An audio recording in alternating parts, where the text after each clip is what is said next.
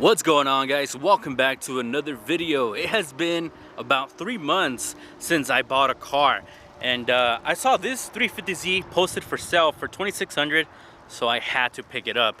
The only negative thing about this vehicle is that it's salvage and it has a shit ton of parts missing off of the car.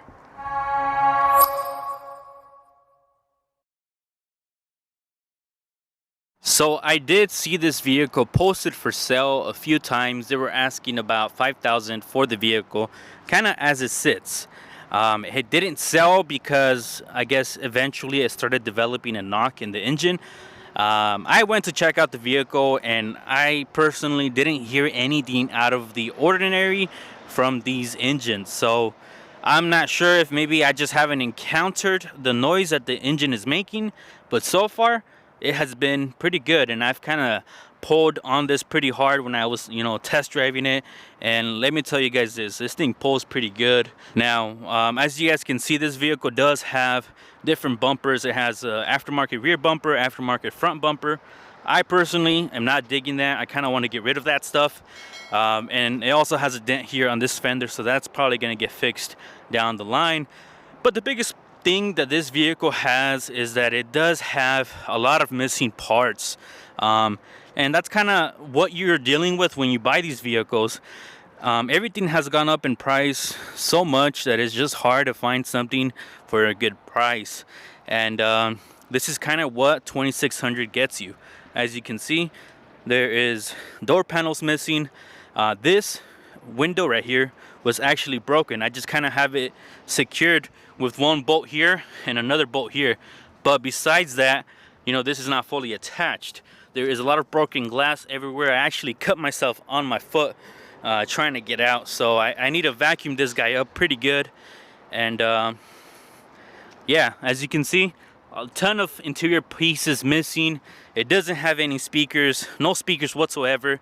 It didn't have a radio, but I did buy a cheap OEM radio for 20 bucks. Just so that it's on there.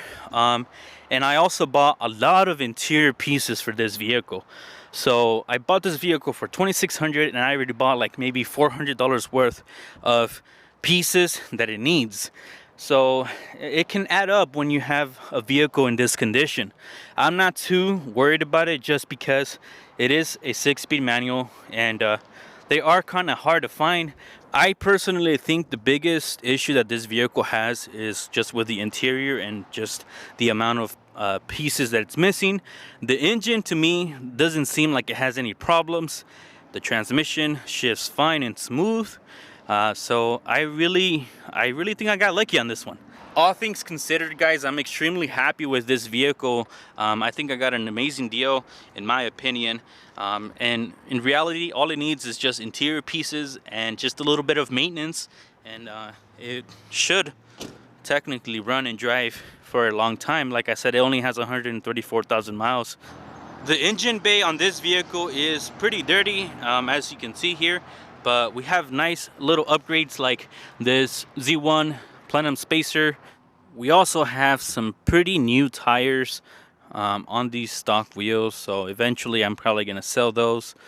We also have upgraded suspension. We have Tane coilovers all around, and that's pretty much about it.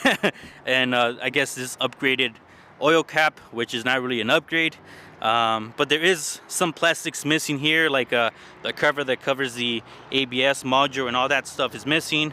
We don't have a overflow tank. So yeah, there's little pieces missing in the front of the vehicle as well. But yeah, guys, I just kind of wanted to give you an overview of my new to me Nissan 350Z. I am pretty excited about this vehicle. I've been buying parts left and right to kind of bring this vehicle back to OEM condition. Comment down below what you guys think about my purchase, and if you guys would have bought it, considering all the things that are missing and its current condition. Let me know. I personally think, yes, it's a good deal. If I really wanted to, I can fix this guy up and sell it for much more. But I don't think I'm going to do that because I've wanted a manual 350Z for the longest. And I have my HR 350Z, but it's automatic. So yeah, guys, definitely stay tuned for more videos on this Nissan 350Z. If you guys did like today's video, make sure to give it a thumbs up. Consider subscribing for more G35 or 350Z content. I'll see you guys all in my next video. Peace out.